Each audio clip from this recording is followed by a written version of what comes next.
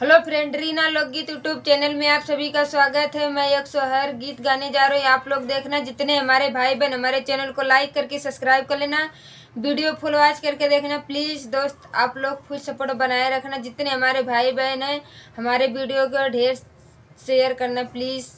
Hello दोस्तों, किरण लोकगीत YouTube channel में आप सभी का स्वागत करती हूँ। आशा करती हूँ आप सब स्वस्थ होंगे, मस्त होंगे, बहुत ही अच्छे होंगे। आप सबके बीच हम दोनों सिस्टर मिलकर एक सोहर गीत गाने जा रहे हैं। ये सोहर गीत सुनना, अपना प्यार दुलार आशीर्वाद भरपूर देना। चंदा चमका दिन अंगनवा मोर लाला नवा रोवेला।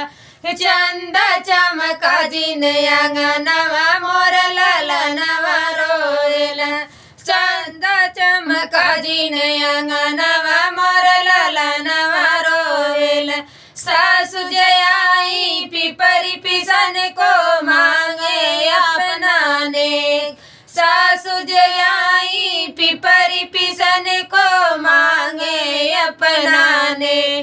चंदा चमका दिन अंगनवा मोर लाला नवा रोवेला।